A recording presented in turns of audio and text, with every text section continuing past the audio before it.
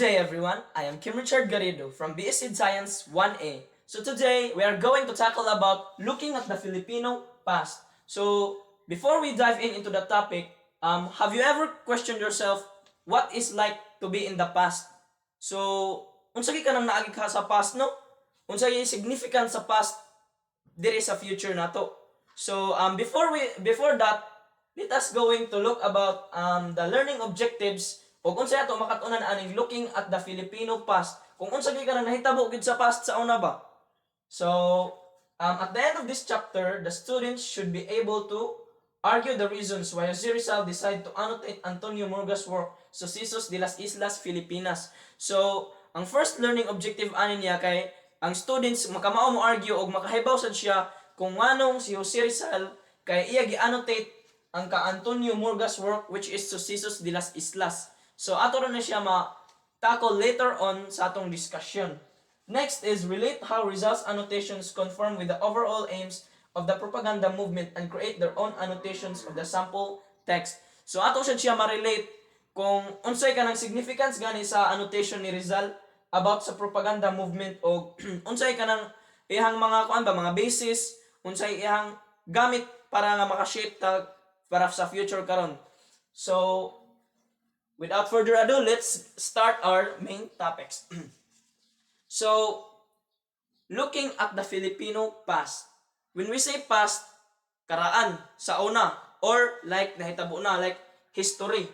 So let us first learn about kanang the context of Spanish colonial historiography. So unsay naa sa una katong panahon pagid dili sa nato kuno tong ka Rizal, panahon pagid sa katong ka Antonio Morga's work nganong kay si Antonio Morga kay ato na siya makuan pero kanang nag-una ra ni si Antonio Morga ni Jose Rizal. So ato sad siya gid dive deeper kung unsa lagi nahitabo pa sad sa una katong panahon pagid sa mga Spanish katong bago pa sila nag-colonize. So the Spanish accounts of Filipino history depicted the native population as uncivilized, barbaric, and in need of civilizing.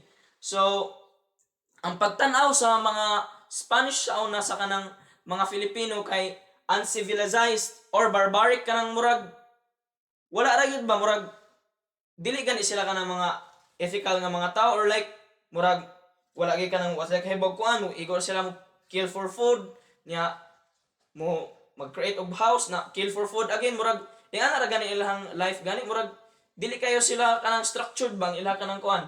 So this portrayal served to justify the colonization of Philippines and the imposition of Spanish culture, religion, and governments on the native population. So the Spanish justified their presence in the Philippines by framing it as a mission to bring civilization, Christianity, and progress to the savage natives. So ang Spanish kay murag ila gani giilad sad ang kanang mga Filipino people sa una, mga Filipino natives ba nga mauna kanang need murag ila gi-manipulate ba nga need daw kuno og improvement or need daw kuno og kanang civilized ba kay murag wala kay kuno kayo na usa pero kanang ila ra gi frame ang Filipino people adto kay ang ila gid pagtan-aw sa una sa Filipino people known as savage natives. So meaning kanang murag dili gani sila structure gani kanang magmurag wala kanang murag mga igor ra gid sila kanang kuan ba kanang mga unethical kay nga mga tao kuno kanang murag upatay mo ana dito basta daghan kayo kanang gipasulti sa una ang kanang mga Spanish people. So now na ato na kuan kung unsa ang kanang mga Spanish people sa una no. Dayon ang kato siya kanang kuan kanang ato to siya relate sa katong gisuwat ni Antonio Morga. Kasi Antonio Morga was the Spanish administrator who served in the Philippines in the late 16th century. So si Antonio Morga siya kay kanang sa wala pa to na colonize murag siya kay kanang usa sa kanang Spanish people bang kanang nagsuwat adtong na siya gisuwat ba something murag administrator siya kanang siya mo yung kanang pamahala kuno hay ba sa kanang mga Spanish people sa una sa time pa sa wala pa si Rizal history pa gini siya. So Sucesos de las Islas Filipinas was published in 1609 and provided a detailed account on the early colonial period. So ang Sucesos de las Islas Filipinas sa DI, which is mao din ni ang gisuwat ni Antonio Morga, kung provided ni siya sa kanang detailed account gani ba kung unsay kanang mga kuan. Ang kaning ako gikuan diri mo ni siya ang kanang part ni siya sa kanang Sucesos de las Islas ba, murag Silvi generalized na lang di ba nga ang dito kuno ang sulod gid dito sa Sucesos de las Islas detailed kayo ang gikuan gid dito gyud kay like ang Pilipino kuno kay mga savage, kanang need of civilizing, kanang need of kanang religion, murag wala gid kayo, murag guba gid kayong kuan gid pamahala sa una sa Philippines. Mo nay kanang nasuwat diri sa Sucesos de las Islas Filipinas. So Morga's work offered valuable insights into the historical events and societal dynamics of the time. So ang work ni Morga nag-provide ni siya kanang significance ba nga kanang ngano gani nga ang Filipino kanang ingana sa una kanang murag silbi siya sa kanang murag backbone sad ba nga kanang kuan kanang murag dictionary murag dili siya dictionary, matawag siya nga kanang murag libro gid siya ba nga kanang nagsulti gid siya about unsay nahitabo mga ang kaning Sucesos de las Islas Filipinas, like ang translation ani murag mga panghitabo sa Pilipino or sa Pilipinas sa una. So mo ni mga panghitabo sa Pilipinas sa una, which is gisuwat ni Antonio Morga. Na ang kaning ka Antonio Morga, yan siya na-publish niya sa 1609. So next is si Rizal's annotation. So Rizal encountered Morga's work during his visit to the British Museum in late 1889. So during that time kato si Rizal niya to siya British kay for research. Then iya nakit antong katang kanang kuan baka na bang ka Antonio Morga nga work which is na preserve na dito sa kanang museum. Dayon he began annotating the text as a response to the biased portrayal of Filipinos in Spanish colonial histories. So after that iya nakit-an, iya gini siya gid gi-handwritten, gimanumano gid niya suwat gid kung unsay kanang naa dito ba kanang nasuwat dito sa kanang Sucesos de las Islas Filipinas katong dito sa museum. Iya gigitan-aw dito kay pagbasa niya silbi gani ang kuan gani ang Sucesos de las Islas gani kay bias gani sa kanang Spanish, like ilagid gi kuan bag ilagid gi padak-an gid nga ang Spanish mauna high gid siya sa kuan sa Filipino.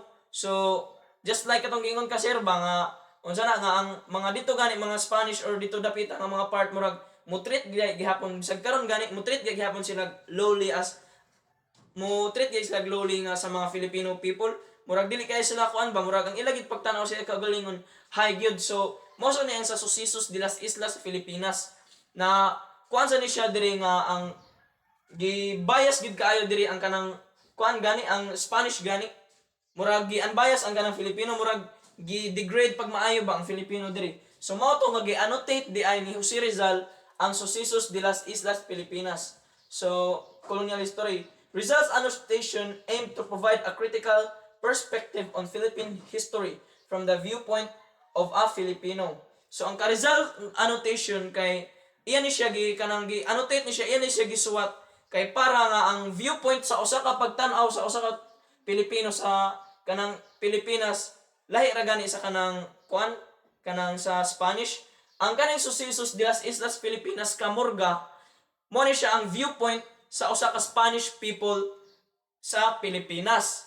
Nagets mo? Balik ang Sucesos de las Islas Filipinas, like mo ni siya ang kanang viewpoint gani sa usa ka Spanish people nga nitan-aw siya sa usa ka sa Pilipinas by Antonio Morga. Antonio Morga to kuan niya gi-annotate ni Jose Rizal ang Sucesos de las Islas kay ang tungod sa kanang bias gani kayo ang Sucesos de las Islas Filipinas during that time. So mong gi-annotate ni Jose Rizal ni ang kaning annotation ni Jose Rizal kay nag-aim ani niya to provide kanang the perspective of a Filipino people nga nitan-aw sa diya sa Pilipinas. So like viewpoint ni ba ang kanang ang pag-annotate ni Jose Rizal sa Sucesos de las Islas Filipinas, like iya siya kanang perspective nimo ba, perspective as a Filipino people para sa mga Filipino. Kaya ang ka Antonio Morga perspective sa Filipino people, perspective sa Spanish people sa mga Filipino. Then ang Jose Rizal, perspective sa mga Filipino people sa mga Filipino. And the next reporter will be tackled by Bethlehem Fabroa.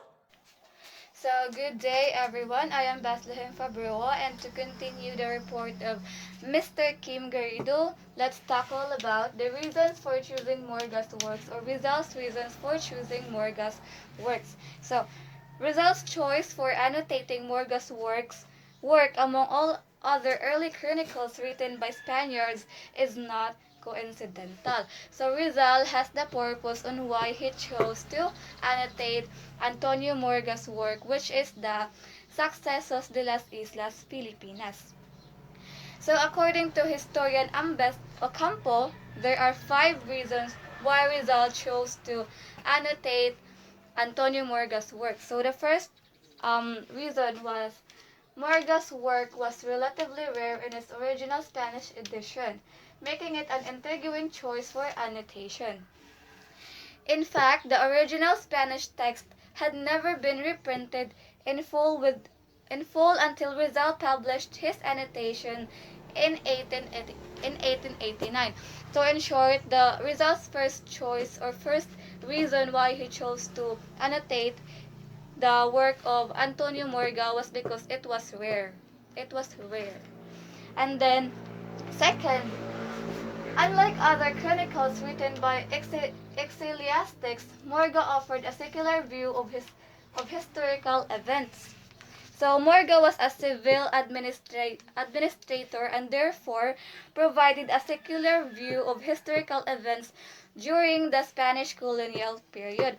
So Antonio Morga's view, viewpoint or the viewpoint of Antonio Morga's work was secular, which means it doesn't involve any religious matters. So it was non-religious. And then third reason ni Rizal, nagbaylo ay sila. And then, dere yung third reason. So, Rizal's belief that a secular account was more credible than those written by religious friars. So, it was more credible, which means katuuhan or mas legit ang work ni Antonio Morga compared sa mga narratives sa mga friars. And then the fourth reason is Rizal believed Morga's account was more sympathetic towards the native Filipinos compared to biased narratives by the friars. So it was more sympathetic daw or more compassionate compared sa mga gipangsuwat sa mga friars way back the Spanish colonization. And then the fifth reason is Morga's work was a fitting choice because he was an eyewitness to historical events that occurred in the Philippines during the period of early Spanish colonization. So, the fifth reason of Rizal is because Antonio Morga is or was the eyewitness sa historical events during the Philippine colonization. So, siya may kanang mas katuuhan nga siya may mas katuuhan kay siya may kanang usa sa mga eyewitness during the Spanish colonization. So the 5 reasons is mao to siya ang the first reason is rare, and then the second is because ang viewpoint ni Antonio Morga was because secular, which means it doesn't involve any religious matters. And then third is because it was credible, so it was legit and mas katuuhan siya compared sa mga gipangsuwat sa friars during the Spanish colonization. And then fourth is it was sympathetic or compassionate. So unlike sa mga kuan sa friars or sa mga ecclesiastics. And then fifth is because Antonio Morga was an eyewitness during that time. So that's why. So that was the 5 reasons why Rizal chose to annotate Antonio Morga's work. So now let's talk about the significance within the propaganda movement, or the significance of Rizal's annotations within the propaganda movement. So Rizal's annotations must be understood within the broader context of the propaganda movement. So Rizal's annotation must be understood. So kailangan siya masabtan for the broader context of propaganda movement. And the next is, at a time when Filipino propagandists were advocating for reforms in Spain, Rizal's annotation served as a tool to assert Filipino identity and consciousness. So Rizal's annotation served as a tool to assert or to affirm Filipino identity and consciousness. So it's like an eye-opener for us Filipinos. And then next is, by presenting a more balanced and nuanced view of Philippine history, Rizal aimed to challenge colonial oppression and foster a sense of national pride. So Rizal aimed to have, or to challenge colonial oppression or colonial abuse against the colonizers, and also to build or to foster national pride. So to sum it all up, um, the purpose of Rizal, or Rizal's purpose why he annotated Antonio Morga's work, which is the Sucesos de las Islas Filipinas, is that he wanted to change how we see Philippine history, and to help Filipinos to feel proud of our past, and or in our history. So that would be all for our report. Thank you.